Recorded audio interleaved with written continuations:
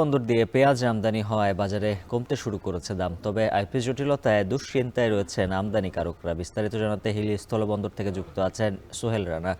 সোহেল, জানাবেন পেঁয়াজ আমদানিতে বাজারে কেমন প্রভাব পড়েছে, আর আমদানির অনুমতি নিয়ে জটিলতার কারণ হিসেবে কি বলছেন ব্যবসায়ীরা?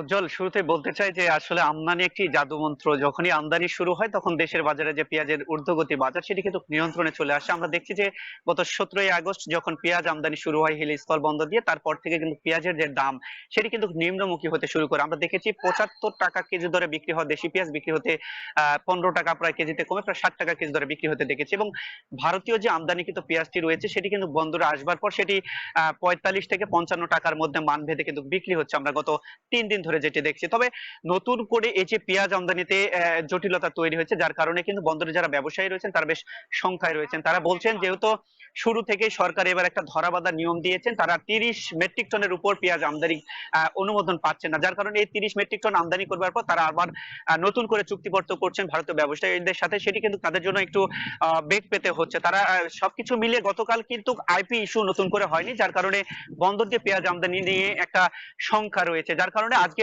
হিলি স্থল বন্দরের ব্যবসায়ীরা কিছুক্ষণ পর কিন্তু হিলি স্থল বন্দরের যে পেঁয়াজ আমদানিকারক রয়েছেন তারা কিন্তু সংবাদ সম্মেলন করবেন, এবং সেখানে কিন্তু ব্যবসায়ীদের পক্ষ থেকে সরকারের কাছে যে দাবি দাওয়াগুলো রয়েছে, বিশেষ করে পেঁয়াজ আমদানির যে জটিলতা, আইপি জটিলতা রয়েছে, সেটি যেন কাটানো যায়, সেটি বিষয়ে তারা দাবি তুলবেন। পাশাপাশি যেহেতু ভারতীয় ব্যবসায়ীদের সাথে তাদের একটা চুক্তি থাকে পেঁয়াজ আমদানিতে, সেই পেঁয়াজগুলো তারা কিন্তু ভারতের ওই পারে কিন্তু দাঁড়িয়ে রয়েছে, সেই পেঁয়াজগুলো প্রবেশের অনুমতির একটা বিষয় রয়েছে।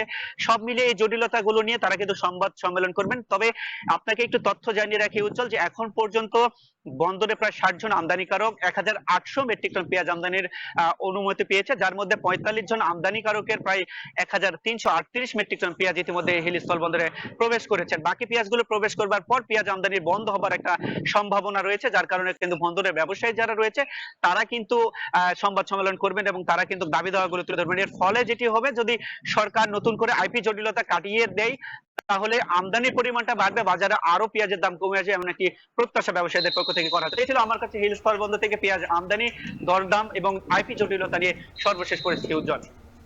হিলি স্থলবন্দর থেকে যুক্ত ছিলেন সোহেল রানা।